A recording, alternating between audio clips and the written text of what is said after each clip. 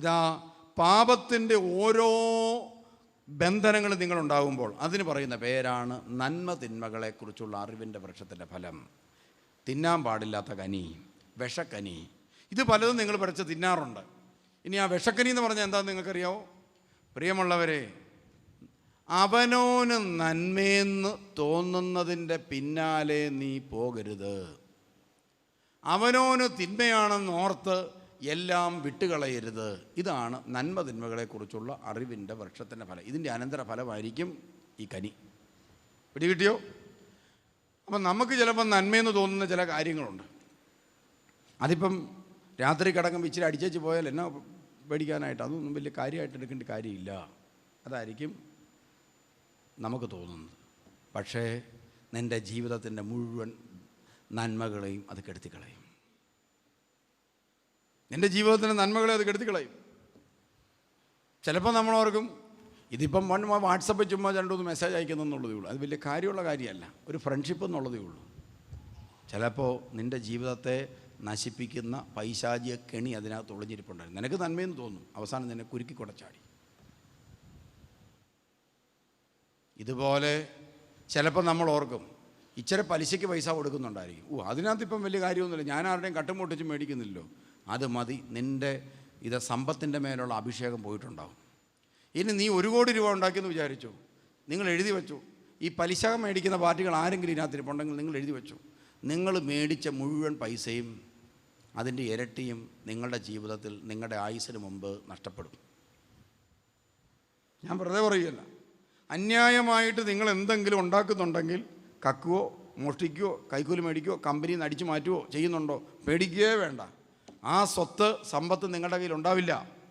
അത് പോകുമെന്ന് മാത്രമല്ല, അതിൻ്റെ ഇരട്ടി നിങ്ങളുടെ കയ്യിൽ നഷ്ടപ്പെടും. അല്ലെങ്കിൽ നിങ്ങളിപ്പോൾ എഴുതി വെച്ചോ, നിങ്ങളുടെ കാര്യത്തിന് മാത്രമല്ല വേറെ ആളുകളുടെ കാര്യത്തിൽ ഉപയോഗിക്കാം. പ്രിയമുള്ളവരെ, ഞാൻ മീനടത്താണ് താമസിച്ചത്. എൻ്റെ അപ്പൻ കൈക്കൂലി മേടിക്കുന്ന ആളല്ല.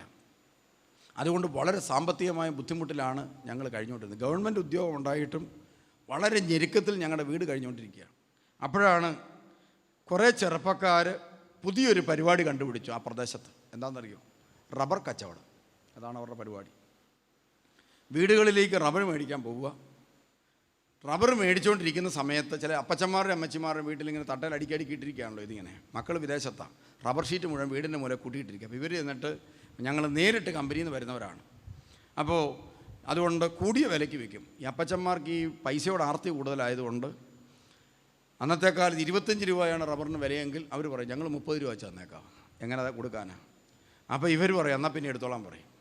പിന്നെ ഫോൺ വിളിയുണ്ട്, മോനെ എടാ 30 രൂപയ്ക്ക് കമ്പനിക്കാർ നേരിട്ട് വന്നെടുക്കും, കൊടുത്തേക്കട്ടെ. കൊടുത്തേക്കാൻ പറയും. സാധനം എടുത്തുകൊണ്ടിരിക്കുന്ന സമയത്ത് ഒരാൾക്ക് തലകറക്കം വരും. പറയും അമ്മച്ചി ഒരു ശാലം വെള്ളം ഇങ്ങെടുത്ത്. അമ്മച്ചി വെള്ളം എടുക്കാൻ അകത്തോട്ട് പോകുമ്പോൾ 2, 3 കെട്ടെടുത്ത് ഇപ്പുറത്തേക്ക് മറിച്ചിടും. അങ്ങനെ പ്രിയമുള്ളവർ, ഒരു 1-2 വർഷത്തിനുള്ളിൽ ആ പ്രദേശത്തുള്ള പല ചെറുപ്പക്കാരും വളരെ സമ്പന്നരായി.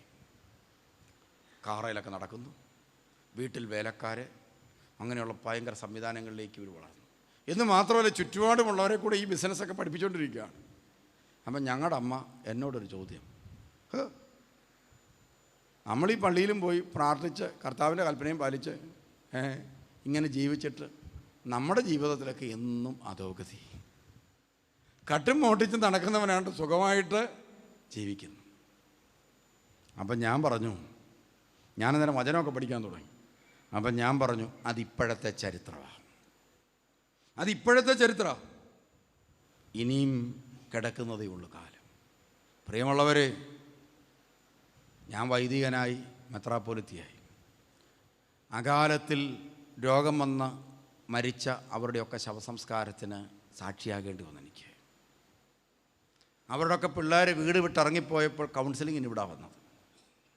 അവരുടെയൊക്കെ ജീവിതത്തിലുണ്ടായ സുരക്ഷിതത്വമില്ലായ്മയ്ക്ക് പ്രിയമുള്ളവർ ഞാൻ സാക്ഷിയാകേണ്ടി വന്നിട്ടുണ്ട്. കുത്ത്, വെട്ട്, കൊലപാതകം, അതുപോലെയുള്ള ആത്മഹത്യകൾ തുടങ്ങി ഒരു വലിയ തിന്മയുടെ കൂമ്പാരം അവരെ കയറി പിടിക്കാൻ തുടങ്ങി. ജീവിതത്തിൽ ഒരിക്കലും രക്ഷപ്പെടാൻ പറ്റാത്ത, തലമുറകൾ പോലും രക്ഷപ്പെടാൻ പറ്റാത്ത അവസ്ഥ, മക്കളും മക്കളുടെ മക്കൾക്കും പോലും പ്രതിസന്ധി. അങ്ങനെ അവരുടെ ജീവിതത്തിലേക്ക് തിന്മ ആഞ്ഞടിച്ച്. അപ്പോൾ പ്രിയമുള്ളവർ ഓർത്തോളുക, തിന്മയെ കൂട്ടുപിടിച്ച് ഭൂമിയിൽ, ദൈവം സൃഷ്ടിച്ച ഭൂമിയിൽ സുരക്ഷിതനായി ജീവിക്കാമെന്ന് ആരെങ്കിലും പ്രതീക്ഷിച്ചാൽ വെള്ളത്തിൽ വരച്ച വര പോലെ രക്ഷപ്പെടില്ല നമ്മൾ. ഇത് ഞാൻ ശാപവാക്ക് പറയുന്നല്ല, സത്യം പറയുക. അതുകൊണ്ട് പ്രിയമുള്ളവരെ, അവനോന് നന്മയെന്ന് തോന്നുന്നതിന് പിന്നാലെ അവനോൻ പോകരുത്. നിൻ്റെ ദൈവം നിനക്ക് നന്മയെന്ന് പറഞ്ഞതുണ്ട്, അതാണ് വചനം. ആ വഴിയെ നീ പോകണം, പോയാൽ നീ ജീവിക്കും. നിൻ്റെ ദൈവം അരുതെന്ന് പറഞ്ഞതുണ്ട്, നിനക്കത് സുഖമായും സന്തോഷമായും കുഴപ്പമില്ലെന്ന് തോന്നും. പക്ഷേ നീ ആ വിഷക്കനി എടുത്ത് ഭക്ഷിച്ചാൽ നീ മരിക്കും. മരിക്കും എന്ന വാക്കിൻ്റെ അർത്ഥം എന്നാണെന്നറിയോ? ദൈവവുമായിട്ടുള്ള ബന്ധം തകരും.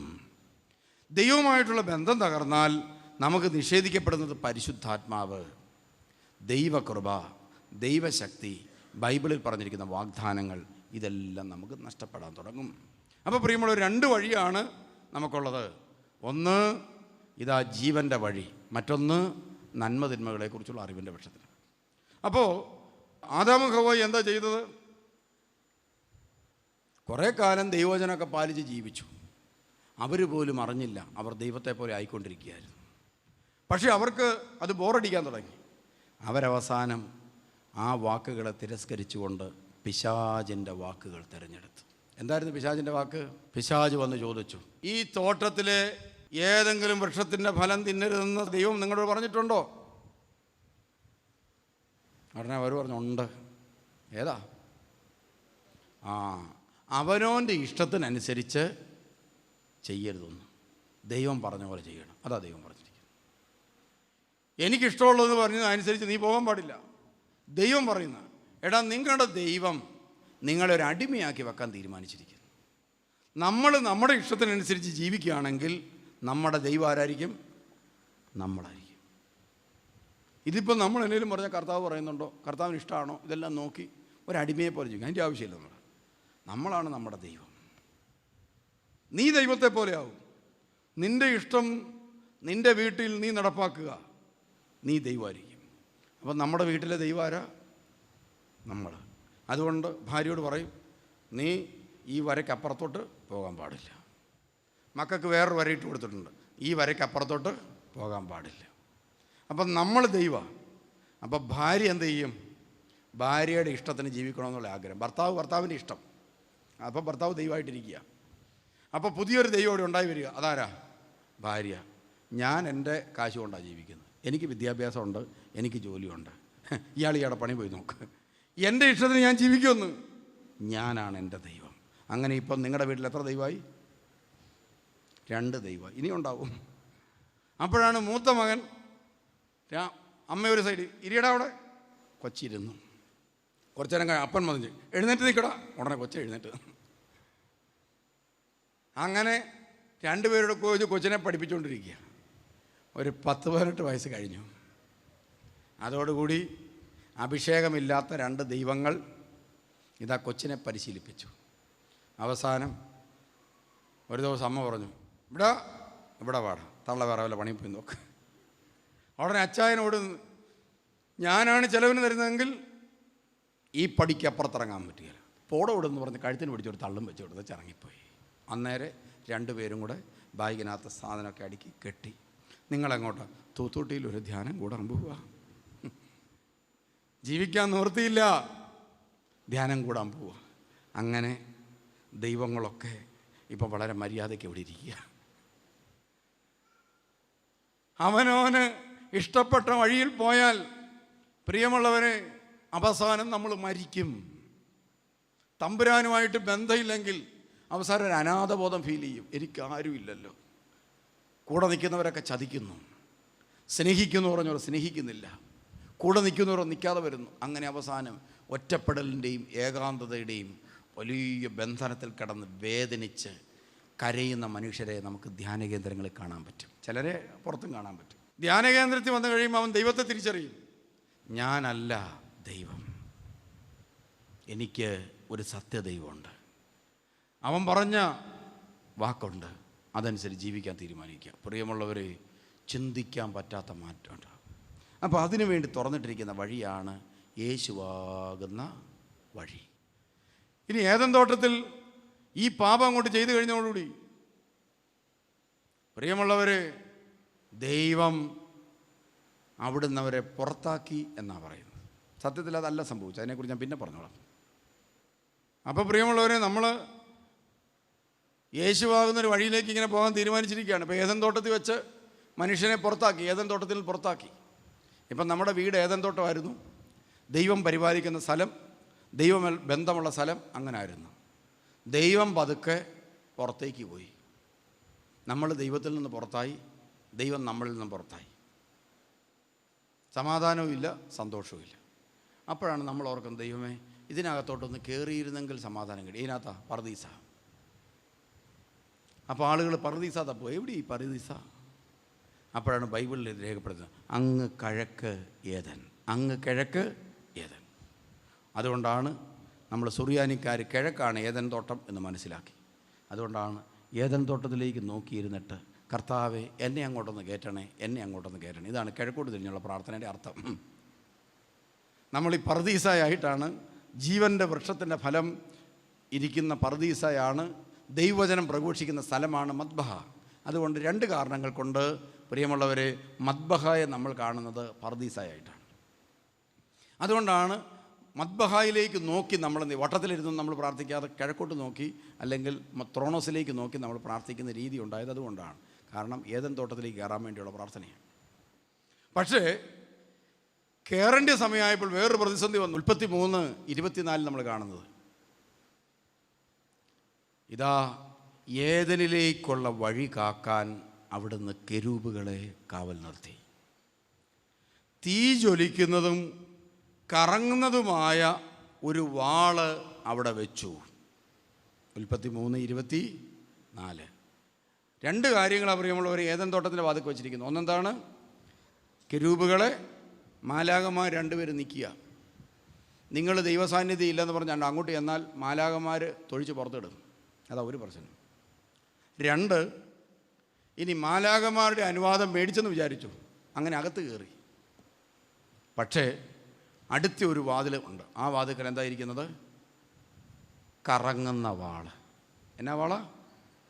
വാളിങ്ങനെ കറങ്ങിക്കൊണ്ടിരിക്കുക. കറങ്ങിക്കൊണ്ടിരിക്കുന്ന വാളെ നിന്ന് പുറപ്പെട്ടുകൊണ്ടിരിക്കുക, തീ വന്നുകൊണ്ടിരിക്കുക. എങ്ങനെയാണ് ഇതിനകത്ത് കയറുന്നത്? ഈ പറുദീസയ്ക്കകത്ത് എങ്ങനെ കയറാൻ പറ്റും? ഞാനിപ്പോൾ ധ്യാനം വരാൻ പോവുകയാണ്. എല്ലാ വാതിലും അടച്ചിട്ടു. ധ്യാനത്തിന് കയറുന്നവർ പടിഞ്ഞാറ് വശത്തെ വാതിൽക്കൽ കൂടെ കയറണം. എന്നിട്ട് അവിടെ ഒരു കറങ്ങുന്ന വാൾ വെച്ചിരിക്കുക, തീയും പുറപ്പെടുന്നുണ്ട്. നിങ്ങളെങ്ങനെ കയറും ഇതിനകത്ത്? മുകളിൽ തൊട്ട് അടി വരെ 6 അടി പൊക്കത്തിലുള്ള ഒരു കറങ്ങുന്ന വാള് വെച്ചിരിക്കുകയാണ്. ഇത് ഇങ്ങനെ കറങ്ങിക്കൊണ്ടിരിക്കും.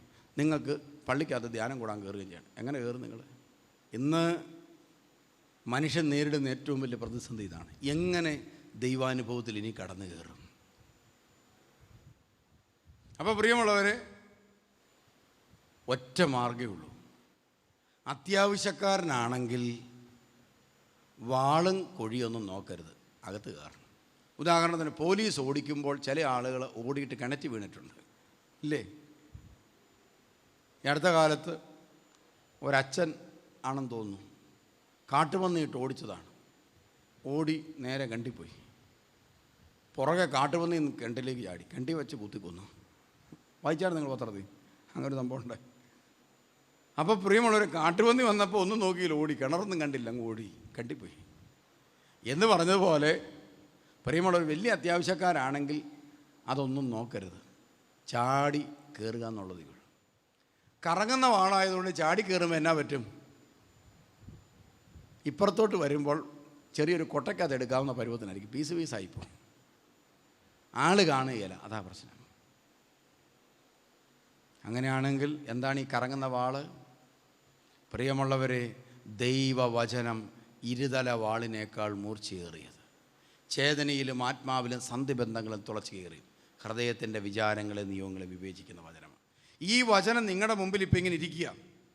ഏദൻ തോട്ടത്തിൻ്റെ വാതിൽ നിങ്ങൾ അങ്ങോട്ട് പോകാൻ നിങ്ങൾ മടിയായതുകൊണ്ട് നിങ്ങളുടെ മുമ്പിൽ ഇപ്പോൾ കർത്താവ് കൊണ്ട് സ്ഥാപിച്ചിരിക്കുക. യേശുവാണ് ആ വഴി, ആ വാതിൽ സ്ഥാപിച്ചിട്ട് വചനം നിങ്ങളുടെ മുമ്പിൽ കൊണ്ട് വച്ചിരിക്കുക. നിങ്ങളെന്ത് ചെയ്യണം? ഈ വചനത്തിലൂടെ അകത്ത് കയറണം. നിങ്ങളിപ്പോൾ ഒരു വചനത്തിലൂടെ അകത്ത് കയറാൻ തുടങ്ങുമ്പോൾ ആ വചനം നിങ്ങളെ മുറിക്കും. അങ്ങനെ നിങ്ങൾ പീസാകും. അവസാനം വചനം മാത്രം നിലനിൽക്കും. വചനമാണ് നിങ്ങൾ നിലനിൽക്കുന്നതെങ്കിൽ പ്രിയമുള്ളവരെ, നിങ്ങളുടെ ജീവിതം വചനത്തിൻ്റെ ശക്തി പുറപ്പെടുവിക്കാൻ തുടങ്ങും. ഇപ്പോൾ കുടുംബജീവിതത്തിൽ ഭർത്താവിനോട് ക്ഷമിക്കുന്ന ഭാര്യ, പ്രിയമുള്ളവർ, എല്ലാ ദിവസവും കള്ള് കുടിച്ചിട്ട് വരുന്ന, ആദ്യം ഭർത്താവ് കള്ള് കുടിച്ചിട്ട് വരും. ഭാര്യ ഭയങ്കര പ്രശ്നമായിരുന്നു. ധ്യാനം കൂടിക്കഴിഞ്ഞപ്പോൾ പ്രിയമുള്ളവരെ, ഭർത്താവിനെ മാനസാന്തരം ഉണ്ടായത് എങ്ങനെയാണെന്നറിയോ? കള്ള് കുടിച്ചിട്ട് വരുന്ന ഭർത്താവിൻ്റെ കാലെ പിടിച്ച് എല്ലാ ദിവസവും ഭാര്യ പറയും, നിങ്ങളെന്നോട് ക്ഷമിക്കണം, ഞാൻ എന്തെങ്കിലും മോശമായിട്ട് പെരുമാറിയിട്ടുണ്ട്.